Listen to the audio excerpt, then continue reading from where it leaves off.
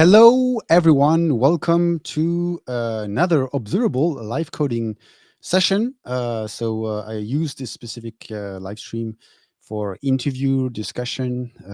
You may probably more aware of another format called the Observable Lightning Talks, where I invite three speakers, and they cover a topic during 50 minutes. But here it's another format. It's more like a panel discussion. And I think it's very exciting because for most of us, we are preparing and packing our stuff to head to London because next week it's KubeCon London. So I thought, let's do a live and talk about, KubeCon, schedule, topics, anything that could be interesting that could happen next week. And I think that could be very exciting. I love KubeCon because it's the right moment to network, interact, meet the community. So it's always a nice moment for everyone. First, so I'm connected from south of France. We had very rainy weeks, and now suddenly it's the sun is here. It's hot. It's nice. It feels that the south of France is back again. That's I love it. So if you're connected from elsewhere, let us know on the chat. So if you're connected to the live stream, you may use LinkedIn or you may use YouTube. So if you want to interact with us, just drop your question in your social platform of your choice, and we will try to cover that during this live stream. All right. So again, I'm not going to talk during an hour alone. I need, of course, experts and guests to make this show interesting. So I have several members connected here. So I have first Lin. So Lin, how are you, Lin? Hey, I'm doing great. In terms of KubeCon, I'm actually heading to the airport right after this because I live in the East Coast of the America.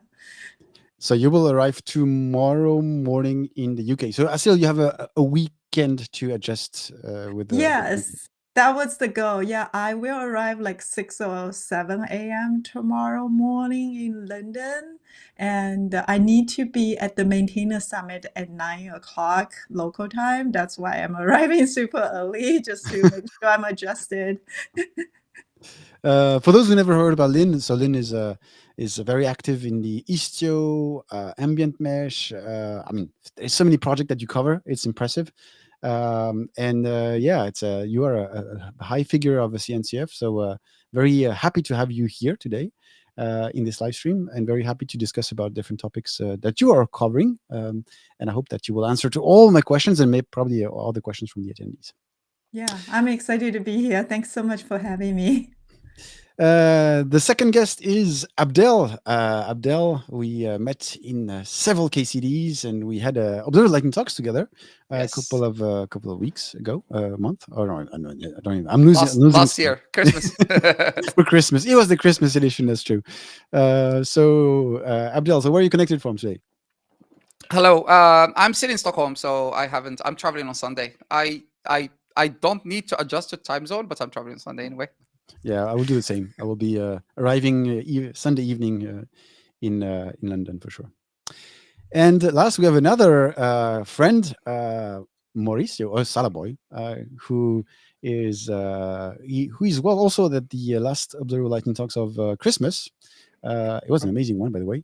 So very happy to have you here. How are you? Thank you so much for having me. Yeah, I'm very, very good. Excited to start KubeCon next week.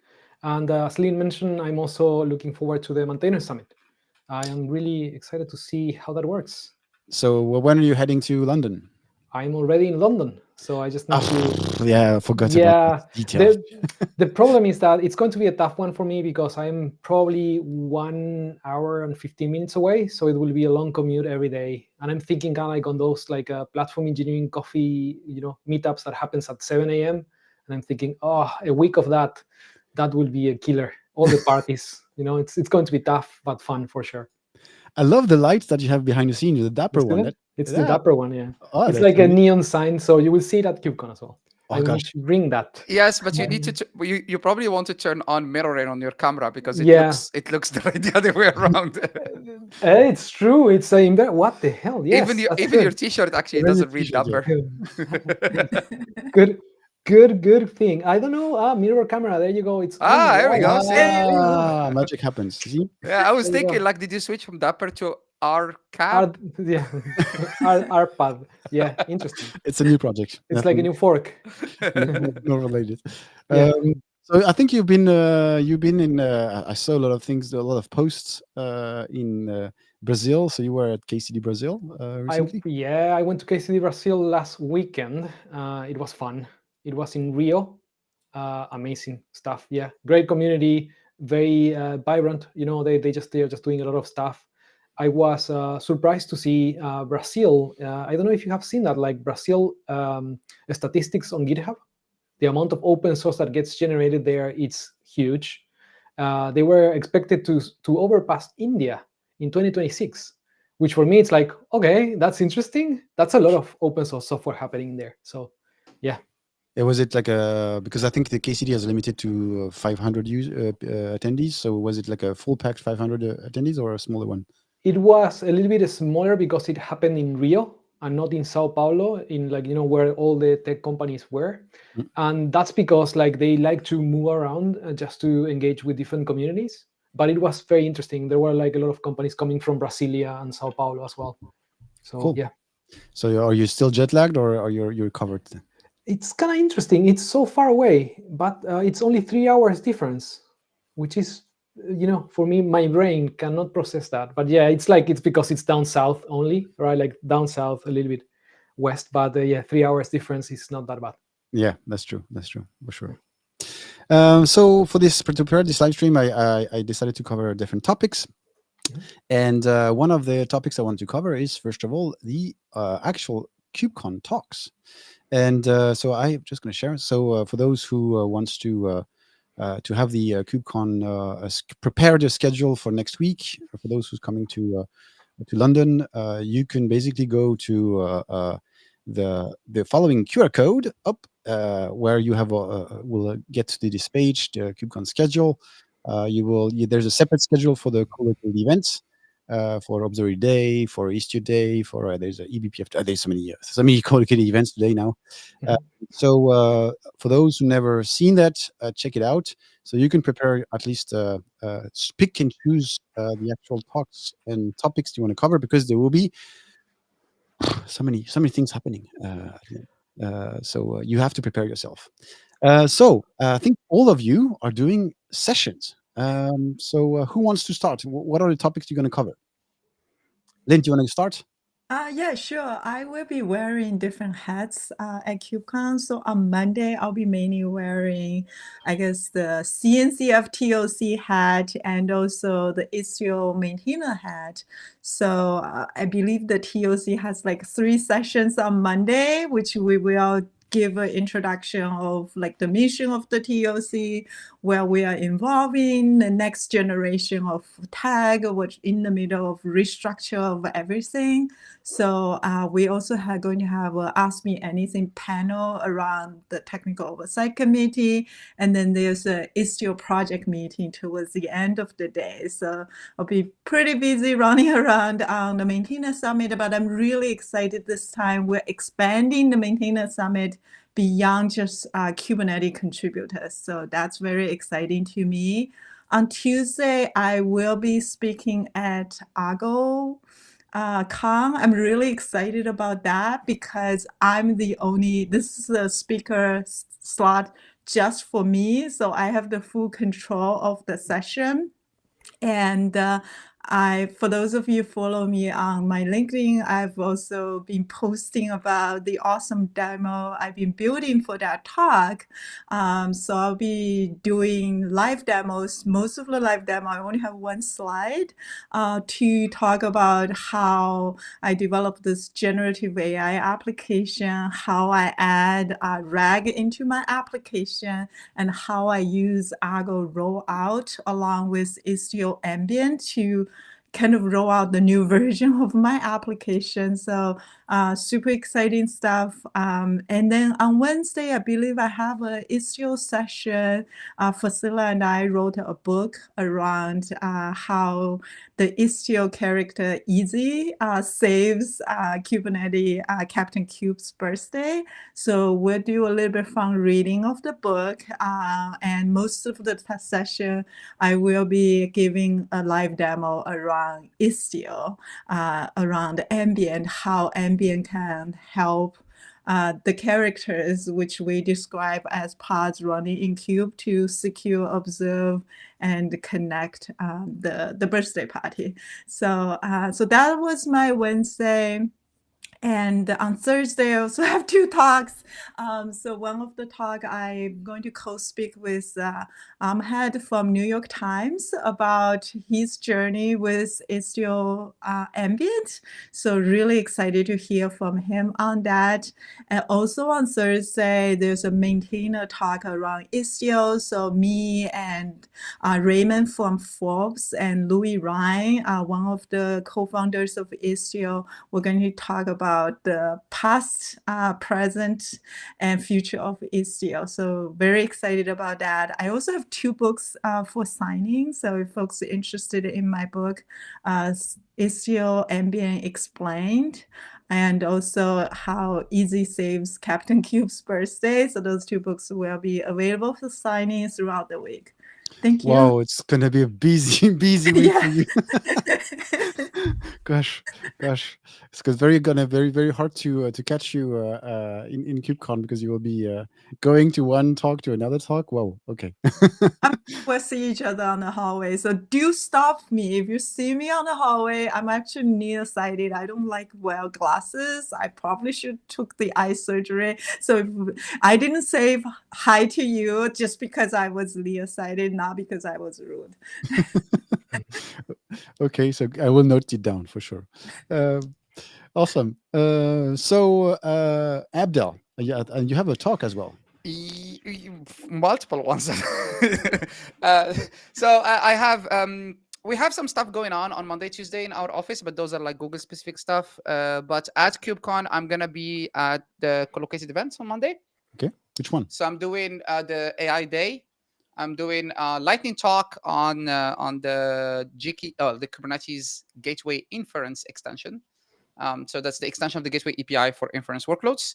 And then later in the day, I'm doing the University Day. I'll be talking about it's a talk that I created a while ago. My attempt to explain basic stuff, which is proxies, gateways, why words are so confusing, and it's essentially an attempt to explain the basics of what a proxy is and what a VPN is and what a gateway is, and like 101 kind of content. Then on Wednesday, I have a talk with my colleague Mofi. We're going to be talking about running LLMs on Kubernetes. It's called Yes, You Can Run LLMs on Kubernetes. And we actually deployed 10 different LLMs, all open on Kubernetes. And we built an app that allows us to like send a single prompt to all of them and then get all the results, so we can like benchmark and Which compare one is them. better? Okay. Do Exactly. you have numbers already, or you want to? Not gonna. Yeah, let's come to the talk. It's quite interesting. Actually, we did quite a lot of like Google stuff, Llama stuff, DeepSeek. So it's gonna be educational, because the whole point is to show people how to run LLMs on Kubernetes, the challenges for running LLMs on Kubernetes, and then this app was just kind of a cherry on top of the cake to show like, yes, you can do it, and how to handle this on Kubernetes essentially. Cool. And yeah, so that's gonna be Tuesday, Wednesday, very busy, and then hopefully Thursday, Friday, get to like chill, hang out, talk to people, and record for the podcast. So you're gonna record it. Do you have a specific spot where you're gonna record your podcast? So for the podcast, we're gonna be doing our traditional coverage, so going around talking to people. So we don't have a spot, but we're gonna be doing 3 live streams every day, half an hour at the end of the day to recap the day. So we publish it on our socials. So if you go into our socials, you will find a poster with the slots every day for the live stream. It will go live on YouTube and LinkedIn. So if you're around and you want to come hang out and talk a little bit and tell us how the day was for you and how KubeCon was for you, we're going to be around. It's going to be at the Google booth. So Google Cloud booth. Okay, good to know. And Salah Boy, I mean, you also have plenty of talks as well out of the Maintainer Summit that you mentioned a few minutes ago. What are the sessions that you're going to cover? Yeah, so I'm doing a lot of sessions, but mostly I'm there just to meet people. But I would say that collocated events, I'm starting at the Platform Engineering Day, doing a presentation with Victor Farsik about platform engineering, kind of like what we see in the industry, where we think that we are going. I'm just excited to see how much LLMs are we going to see in this edition of the conference, and all the demos and what people is actually doing with them. So we were just going to be talking a little bit about that. Then I'm doing a Cloud Native University as well for the first time with Julia.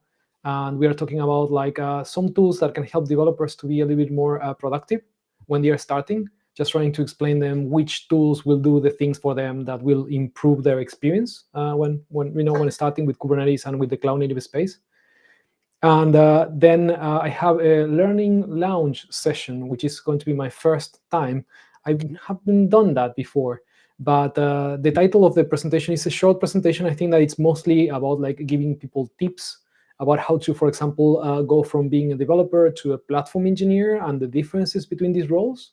So if they want to progress in their career in that direction, they know where to go and what to do or like where to look, basically. Okay, interesting.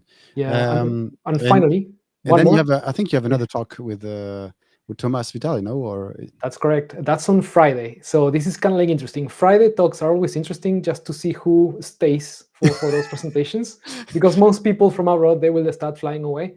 But we are doing a presentation about developer experience. We are just going heavy on developer experience, mostly because we have been working with the Application Development Working Group at the CNCF. And we believe that we need to create the right channels for developers to get closer to CNCF, right? Sometimes we feel that we scare people because like the content that we generate is too technical, too close to infra, and it's just not talking directly to developers. So we're trying to help projects to go in that direction. We're trying to help the communities that are not Kubernetes specific to come closer, so we can get that feedback and then build better platforms, but build better tools for them. Cool. And from my perspective, I would be at the Cloud Native Rejects because unfortunately I cried many hours because all my talks has been rejected at KubeCon. But it was accepted at Cloud Native Reject. So I'm doing a benchmark, two benchmark in fact, benchmarking runtime security agents in one end and benchmarking several service meshes. So if you want to touch base, it will be at Cloud Native Reject. And also we have a live stream for the OpenTelemetry project. It will happen on Thursday, so stay tuned. I think it's already scheduled on YouTube. I think it will happen at 1 p.m. UK time, and we'll have 2 guests there as well. So check it out if you're interested about OpenTelemetry news as well. I have a first topic. I mean, I will want to cover. It's Dapr and platform engineering because it's you are covering it a lot, Mauricio, and so I wanted to share some news about the news about Dapr itself. And one interesting thing I came around the other day, you were publishing it. It was the Dapr agent, the framework for agentic AI system, and I say, so now it means that Dapr has like another clients or that you can use, so then you can switch back in, I guess. So could you maybe share more details about it? I'm very interested about it. And also I'm going to bring just one QR code for those who wants to have the link to this page. You could click here to access to this Dapr agents GitHub repo and get more details about it. So let reveal us the details. We are excited. So this is a very kind of like interesting moment in the industry, because there are like a lot of agentic frameworks popping up in the industry, like different tools to help developers build agents. And we realized that agents kind of need some certain features in order to be fully functional, right? Like one is maybe interacting with an LLM, but they also are kind of like applications that will need to run in production. And as part of the Dapr project, we have been providing different APIs to perform and implement different, distributed applications that need different features. So when you think about like how do you exchange messages in an asynchronous way, how do you do durable executions, how do you implement like distributed workflows or distributed locking mechanisms, all these mechanisms are going to be needed by agents. So what we are doing in the Dapr project is building another layer on top of it, using all these building blocks to create agents and to run agents in production. So Dapr Agents is let's say, the materialization of a framework that is built on top of Dapr building blocks specialized to build AI agents. And we are heavily using there and also like another new API from Dapr, which is called the Conversation API, that abstracts away how do you access LLMs. So you combine. Yeah. So you put it on the code, you use the client SDK, I guess, in the code that interacts with the Dapr proxy. And the Dapr proxy says, okay, today I'm going to reach out to this API or to this solution. Yeah, and the idea here is like in every aspect like of the Dapr project, what we try to do is we try to separate like the programming model that developers will use from the platform configuration side of things, right? So we said like more like, like the platform engineering team will decide which LLM to access depending on the accounts that they have or the requirements that they have. We will enable the platform engineering team to do filtering on LLMs, add security, observability on the Dapr side. And then we will just expose to developers just the programming model that it's very, that has all the mechanisms that they need to build agents. Okay. So, but it sounds super excited. From my personal journey as of now, I never try to build any AI solution.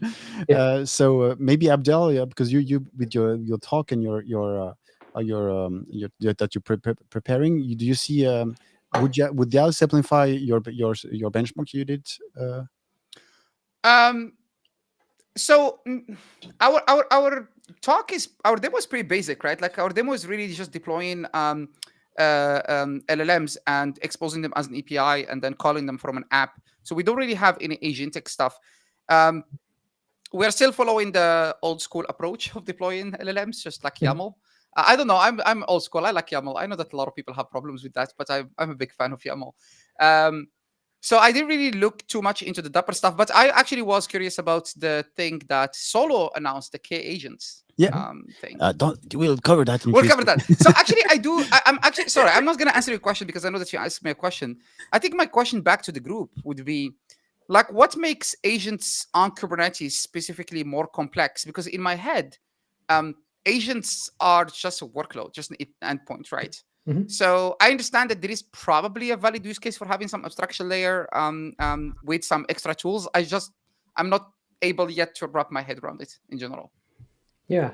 So one thing that I wanted to ask you about your example, right? Like, so you are interacting with 10 LLMs, let's say, right? Yes. So again, like what we're trying to do from the Dapr side of things is like you put like an API in the middle, and then you abstract away kind of like the connection details for that LLM, right? Got it. So there's a single API that you use to connect, and I think that Solo is doing something similar because it kind of makes sense just to have something in the middle where you split how developers access the LLMs and how platform engineers configure the access to that LLM. Right? And that's aligns with what Dapr is all about, right? Abstracting away. Yes, exactly. That aligns with Dapr, but also that's only something that we call the Conversation API, right? That's not the agentic stuff. The agentic stuff is you have 10 LLMs. Now you need durable execution like workflows to define how these LLMs are moving information around. So you need something that is long running, waiting for the responses, and have the logic to coordinate all these interactions. Got it. But I have a question because it suddenly I had so if I'm using the agents, because if you use a couple of a client API like that you can use, if you use OpenTelemetry, then or Phoenix, you get distributed traces on the interaction that you have with the conversation API or stuff, so you know where you're spending time and so on.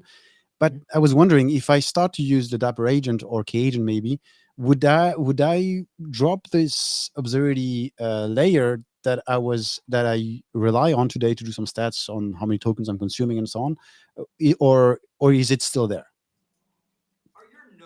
I think it's still there, right? Like you can integrate with the observability layer that comes on top of Dapr, right? Like you can use both. Okay. Yeah, that's like not a replacement for it. Like, and I think that's the problem with most agentic frameworks that I see today, is that first of all, they are based on a single language. So then you just make it like very specific for a community. And then the second one is that you don't integrate with building blocks that are basic and shared across all workloads, like observability, security, and management and governance. Right? Like if you don't have all those things together, then you have a new framework that does a lot of good stuff, but in a very specific language, and it's not integrated with the other, like the ecosystem that you already have.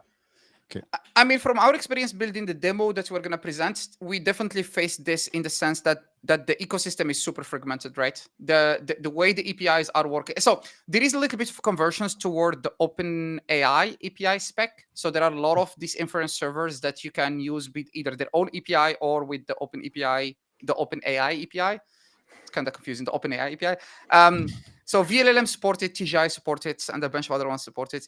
But I think that it makes a lot of sense having something that is not vendor specific, because OpenAI remains an LLM provider. So having something where it's a generic API endpoint or generic API spec that kind of hides away that complexity of the various inference servers behind makes a lot of sense. Yep, I agree. Yeah. I'm looking at the time, and we have a lot of topics to cover. So if you have questions about the actual topic about the Dapr agent, drop a comment, questions in the chat, and we will try to cover it. But I want to cover another topic, which is basically something I really like. And I've been investing a lot of time on this. It's Istio and Ambient Mesh. And there's a lot of things going on in this project. A lot of updates that's happening. It's very hard to follow. So, Lin, because you're going to spend the entire week talking about it, let us tease about what's the things you're going to cover, and what is the updates with the project. All right, let me do that. So I will get back to Dapr agents and K agent later on when we talk about K agents, because I have some thoughts on there too. So let's focus on Istio Ambient. So it's funny, I was building one of my slides yesterday about the past of Istio, right? Past, present, and future of Istio. And I look at Istio point 0.1, when we announced Istio in 2017, we set the goal that we want service mesh to be transparent without needing to make any changes to the application. And it's interesting looking back, I guess it's 7, 8 years. I can't do math. I'm sorry, 8 years later. Now I'm looking at we couldn't accomplish without making any change to your application with sidecars before we invent Ambient, right?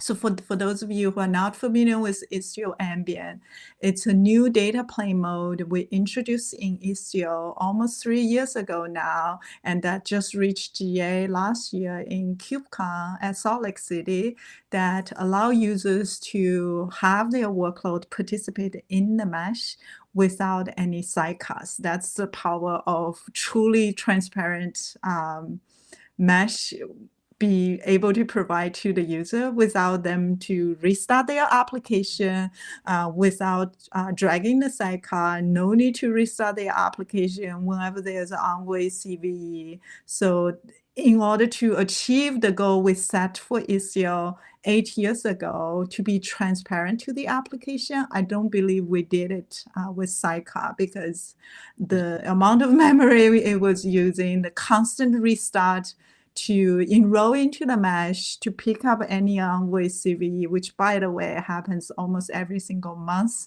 You need to pick up a new CVE from Envoy. It's a pain for operation. So Ambient was invented to solve this operation complexity problem as its first goal. And its second goal is also save cost, because we've heard on the social media people complaining sidecars consume more than 50% of their resources in Kubernetes cluster, and sometimes more resources than their application itself. That's very, very upsetting for our users. So and what Ambient is doing is really achieving the goal of reducing cost by consolidate your proxy, right? Have a node level proxy for layer 4 and a namespace level of layer 7 proxy as the waypoint. So at this week at KubeCon, I expect you'll hear a lot of people talking about how Ambient is saving costs in addition to operation, and hear from some of our early adopters about Ambient. Most recently, I'll share another interesting update of the project, right? So we released 1.25. This is the first release since Ambient is GA. So this release, we really work with a lot of our early adopters, resolve a lot of issues related to Ambient. And John Howard from the Istio team also did a really, really interesting benchmark around Ambient. I'm not sure if folks see it. Actually, Hendrik, if you haven't seen it, I'll send you the link. I'd love to. Okay, maybe you Mhm. haven't. So in that benchmark, it's a little bit interesting because John is one of the core maintainers. So he's using the number from the latest master in GitHub. So he's running 1.26, which hasn't released, but it's the daily builds are available. So in that blog post, he is finding out the throughput of Ambient is higher using iPerf, which is the standard networking benchmarking tool. The throughput of Ambient is way higher than Linkerd and Istio with Sidecar, and even also higher, which is shocking to a lot of people, than Cilium, regardless whether it's using WildGuard or IPsec, or Calico using WildGuard, or Cantonite, which is the new CNI. I think this week you're probably hearing a lot about this new CNI Cantonite. I think from one of the co-workers from Google, if I remember, Antony.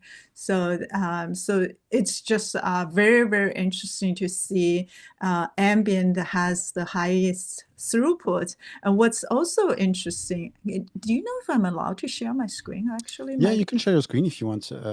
Yeah, quickly, because if you have a Mac, you may have you need permission. But yes, I see that your screen is coming up. All right, can you see the barcode? I see. I see this. Maybe you didn't share the right. If you send me the link, I can try the QR code if you want, or okay. I'll stop sharing. Sorry about that. I didn't realize share screen is. I didn't expect you, but let me actually send the link to the private, and I'll keep talking. And what's really interesting about this diagram is if you look at this diagram, it has cross-node data of TCP throughput. And on the same node, it measures only the data for Linkerd Sidecar, Istio Sidecar, and Istio Ambient, but didn't measure any of the data for Cilium or Cantonite or Calico for same node. The reason is, for these CNIs, they don't provide encryption for the network communication on the same node, so there's no point to measure them, right? But with Istio, Ambient, or Sidecar, or Linkerd Sidecar, a true service mesh, which provides mutual TLS encryption in transit, even for the traffic running on the same node. So that's really, really interesting. So it has an interesting number for that as well. Yeah.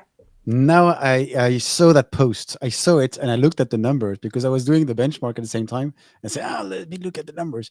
But yeah, now from the graph that I see from the blog, now I see it. Understand? Yeah, it's impressive. It's super impressive, to be honest. Yes, totally. What we find interesting is actually using our own Booking.for application, an older version of Booking.for application before we actually did performance enhancement of some of the microservices in Booking.for, as particular review or rating. We actually find out through our load test the test actually, when you run the same test in Ambient, sometimes it's actually 10% faster than running the same test outside of Ambient with no mesh. And part of the reason of that is when your app is not very performant itself, when you hasn't gone through like the performance tunings using the latest library, Ambient can actually make your app slightly faster, which was very shocking. And we heard that reported from one of the community users, and I went a lot of digging on that myself, trying to understand the reason of that. So I actually published a blog on that, which I will send to you if any of the audience are interested. So that was another thing interesting we learned is the overhead of Ambient was really, really low. And sometimes, occasionally, I wouldn't say 100% or 90% of the time, but occasionally we actually see Ambient make your application faster. So in the benchmark I was working on, I try to use the gateway API as much as possible, and most of the networking solution is supporting gateway API. So Cilium is doing it, Yep. Istio, of course, Ambient, Linkerd, Kuma, and all those are supporting it. And when I was going through the benchmark, I thought that the gateway API has a support for most of the policies, but I didn't find the one that would completely cover the service mesh features that I was looking for. And then I looked at this website, the gateway enhancement proposal, and there's a section for the service mesh. And I think you mentioned it. There's a Gamma project about it. Yep. And I was really interesting to get your feedback, or maybe Abdel, you have some details. When would that all those features from the service mesh perspective on the gateway API will be implemented and fully standardized? Because Linkerd force you to add some specific annotations to HTTP route or gRPC routes. Everyone is doing their own stuff, which is at the end you don't have a common object for everything. You have to customize every single CRD that you're deploying. I think there is some work behind the scenes going on. So Lin and Abdel, do you have some news about that? That are really interesting about this. Yeah, so it's a very long, involving process, unfortunately. If you look at on the left side of what you're sharing, right, there is standard push channel, I think they call it channel, part of the API, right? So those are mostly agreed upon and more stable portion of the API. And the experimental ones are the ones, it landed first, and upon the feedback, it might change, right? That's why it's calling experimental. Unfortunately, I believe the Gamma initiative was launched 2 years ago. It's been a very long journey to get some of these standardized. The reason is we have to take a consideration from multiple mesh projects, right? I believe Istio is one of them, Linkerd, I think Console, Kong, I think the Cilium team is also participating. So there's a lot of consideration, and also keep in mind, not every single mesh project uses Envoy as the data plane, right? So we have to also consider what features the proxy supports to be able to standardize in a common API. For example, Linked's proxy is using Rust. So a lot of consideration. You're absolutely right. In Istio, a lot of function in destination rule are not being standardized in the gateway API yet. So if you need to do anything like retry or circuit breaking, locality load balancer, so none of these landed in the gateway API. And I expect it will take quite a while. We're talking about months and could potentially be a year or two for some of these to land, just because spec work normally takes a lot of time and negotiating, a lot of thoughts behind it. So Adele, what's your thoughts? Yeah, I same. I think that it's not straightforward. I think also that the fact that Istio itself had for I don't know 6 or 7 years used its own CRDs, and people are already used to those.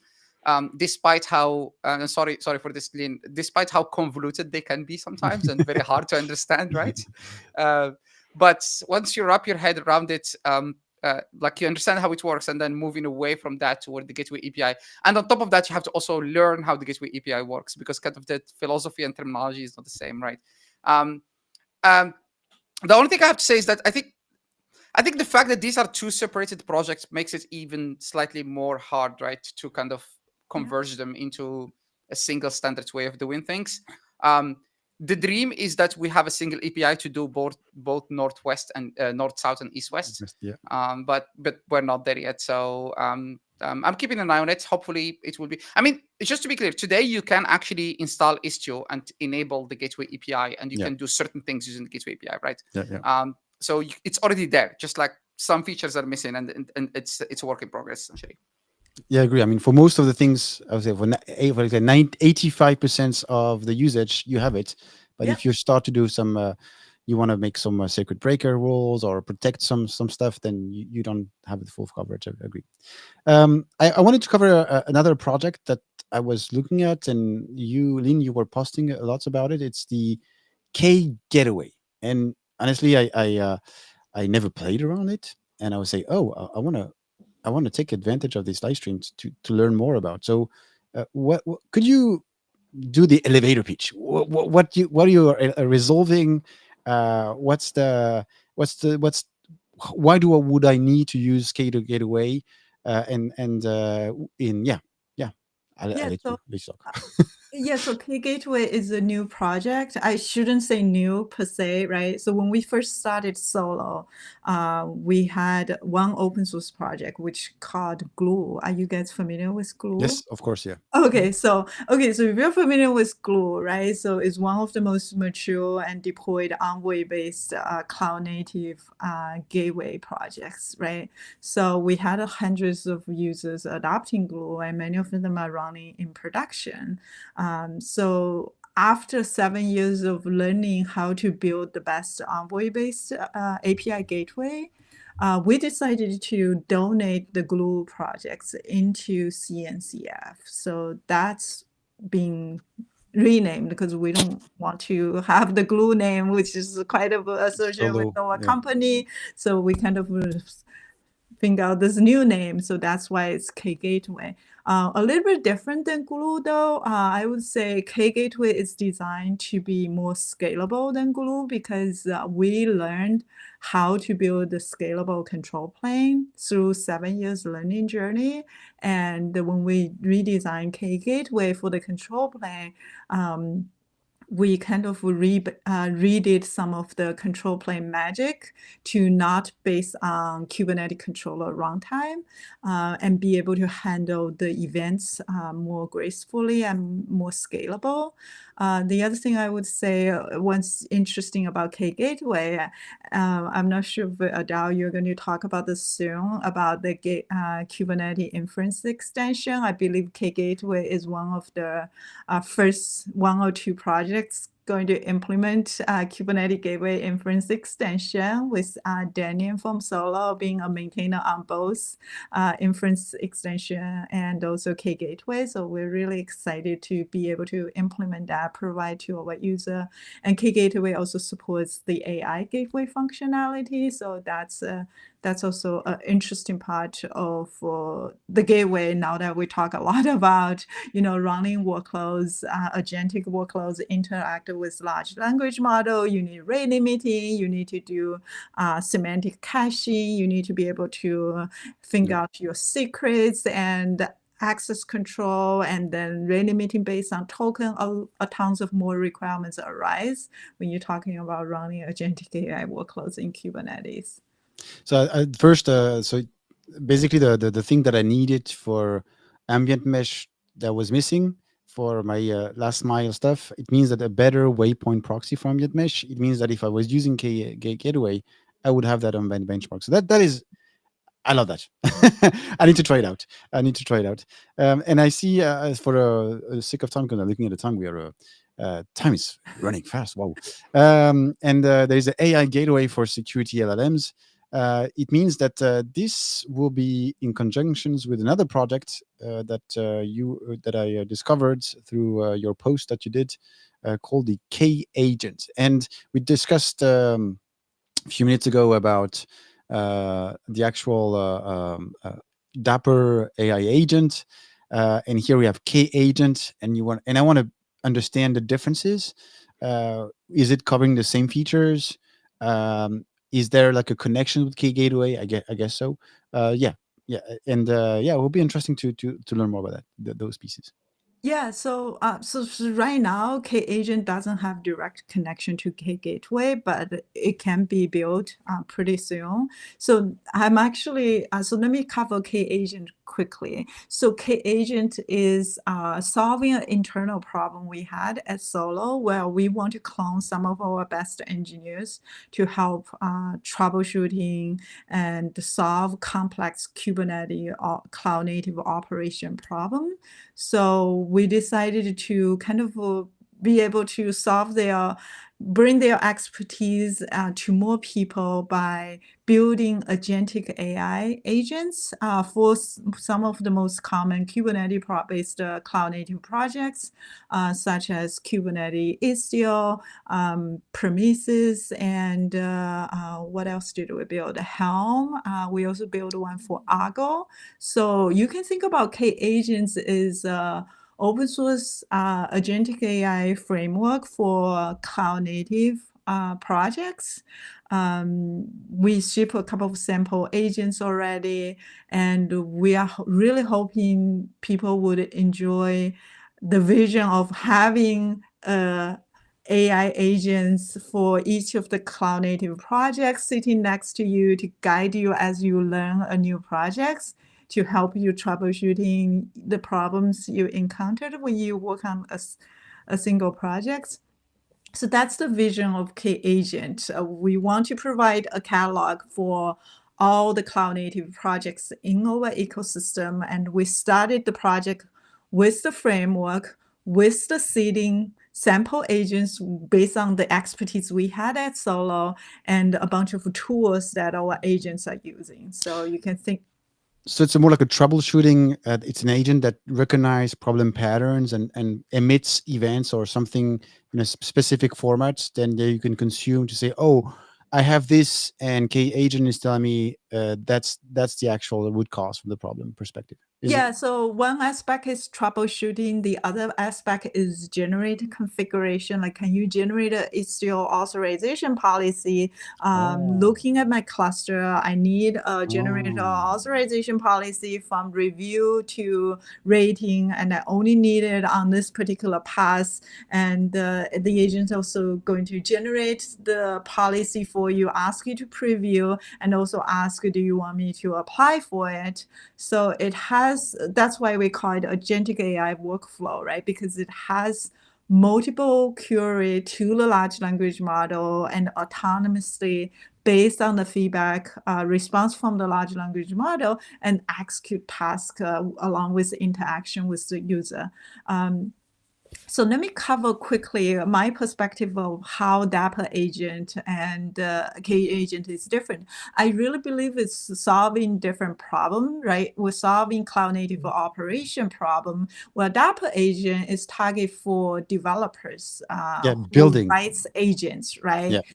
Like business agents, more like on the business side. Yeah, so I'm thinking about Dapr AI agents as a library, which I run as a sidecar proxy. Correct me if I'm wrong, Salaboy. So I run it as a sidecar proxy next to my AI workload. What I love about Dapr agent is the concept of providing standard API for me to interact with large language model, which I think is very cool. What I don't like Dapr in general is what I don't like about Istio sidecar is I would challenge the Dapr project to see, is there anything we could potentially do it without sidecar? Maybe it's not possible because of the nature.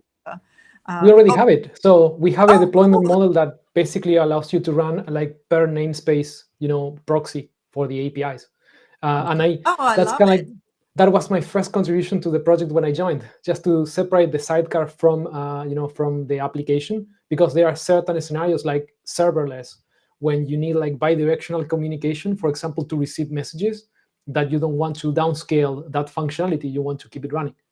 So we have different deployment models, and yeah, Yeah. that makes total sense. And Yes. I also had a question when I was using when I looked at Dapr. So I need to go through the Dapr API to get the endpoint, but then if Istio in the middle, I'm going through Istio, then going to, and I said, wow, would that add extra latency, the overall latency to the app, or what's the?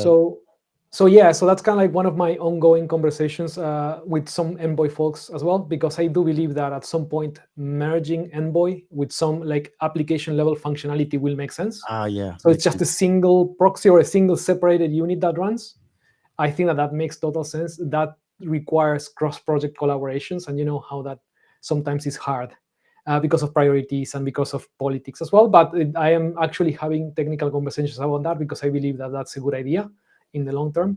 So for the cloud native community, it should make sense. And the other thing that I just realized is that I definitely should go and try to create like a Dapr K agent, just to make sure that we can also troubleshoot that stuff. So yeah, Ah, that was good the point. goal of launching KAgent, because we don't have expertise with 95% of the CNCF projects. So we want the ecosystem to be successful. And the only way to do it is through open source. Cool. Last topic, because you have 10 minutes before it's Abdel. You talk about the gateway. There was something I didn't catch it, and Lin, you mentioned the gateway interference or the Inference, the gateway inference extension. Yeah. What is it? Tell me about it. I'm lost. So, all right. So, how much do you know about the gateway API? I've been using it for with the HTTP route, TCP route, configuring the traffic split and request timeout and stuff like this. But cool. So yeah, okay. So the gateway API is ingress, right? So it's kind of a replacement for ingress, like to make it very, very simple to understand. The thing with the gateway API is that it's not meant for LLM traffic. LLM traffic is not like web traffic. Web applications have usually short responses, a lot of requests, and unless you're doing something like WebSockets, you don't have like very long connections. But if you are doing an LLM application, or if you're talking LLM, you might have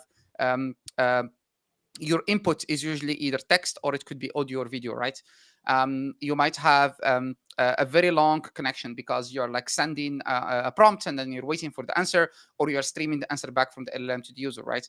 Another thing could be, this is something that some LLMs have now, a live API.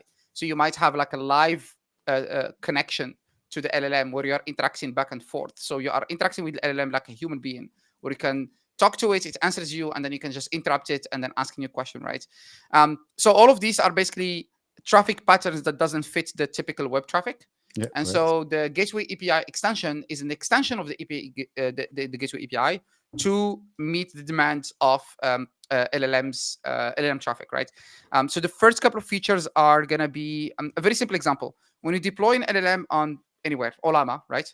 And you need to send requests, let's say using curl, you usually have to specify the model name in the request, right? Like if you say, I am talking to, whatever, like Llama 3, right?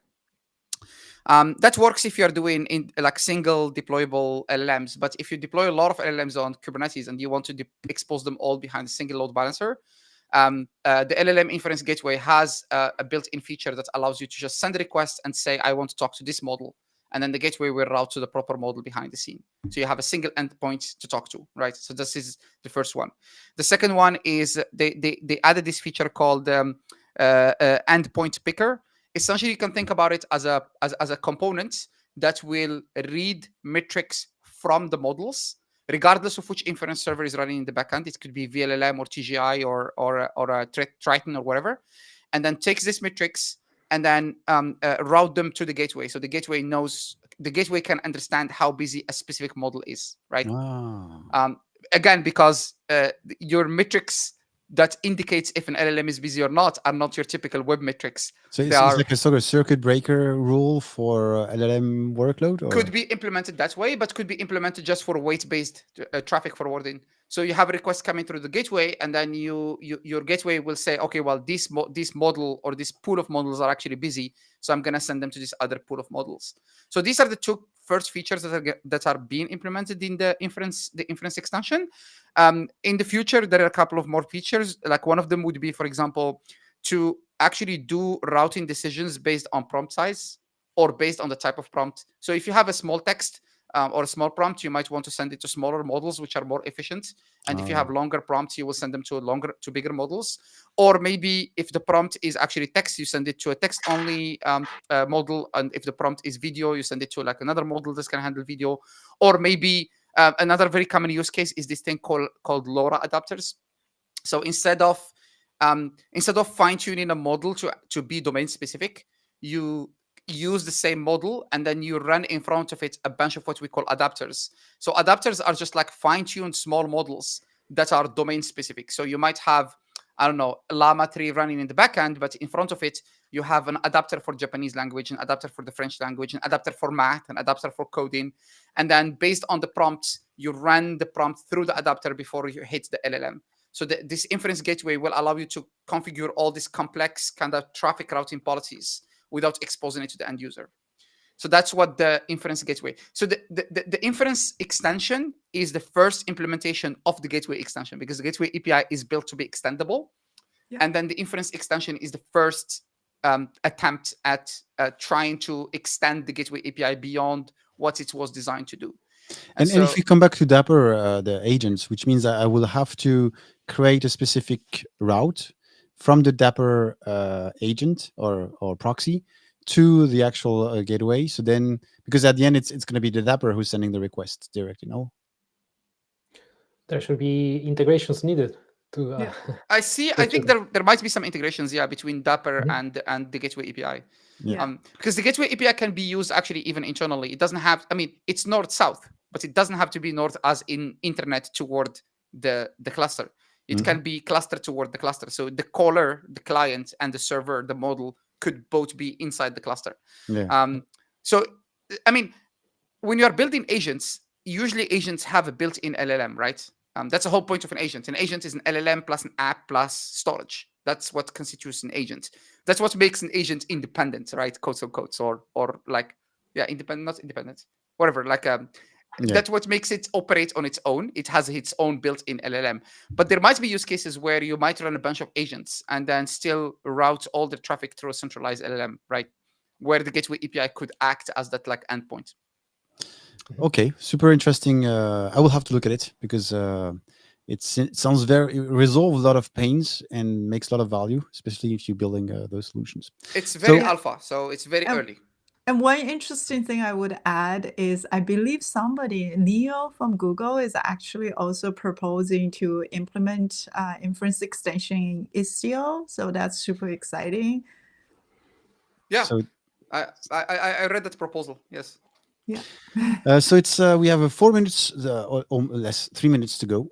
So it's time to conclude. I will just drop some links because after KubeCon London, there's other KubeCon happening. There is a KubeCon China that will happen in June. Unfortunately, I was not being accepted as well. So have you going to be there? Any one of? No one? I'm going. You're going to be there? Oh. Yeah. Lucky you. And just I think a week after or a few days after, there is a KubeCon Japan. Same thing. I was not accepted. Any one of you is going to be there or? Again, gosh, you do. But I mean, if you do two, I think it makes more sense. Like travel-wise, it's one after the other, right? Yeah. So yeah. I would do both too if I travel to one of them. Kathleen is going to be there for my team. So I'm not coming, but Kathleen is coming. I submitted to India, so hopefully I get accepted. Yeah, India, I didn't submit because it was the middle of my vacation, so I said no. Yeah, it's in August. All right, and for those who wants to join us in London on Sunday and Monday, there's Cloud Native Rejects. It's a smaller, more community version of KubeCon with a lot of talks. Usually, I like it because it's very friendly, I would say, and it's you have time. It's nice. All right, so I think I covered everything. Woo, I think you were super efficient, guys. I'm very pleased of everything, honestly. All right, so thanks. Time to conclude. I will, and also Lin is looking at the time. She needs to catch her plane. So, Lin, have a safe trip to London. Salaboy, stay at home and see you this weekend. Abdel, see you also. Because I will travel also on Sunday. And I hope you enjoyed this live stream. And if you have any questions, you can drop it in YouTube, LinkedIn, and we'll try to follow that and answer if you have any other questions that we need to cover. I looked at the chat. There was no major questions. But if you enjoyed today's sessions and this format, don't forget to like and subscribe to this channel, and have a great weekend, and see you maybe in London. All right. See you guys. Bye. Safe trip, guys. Take care. Travels. Cheers.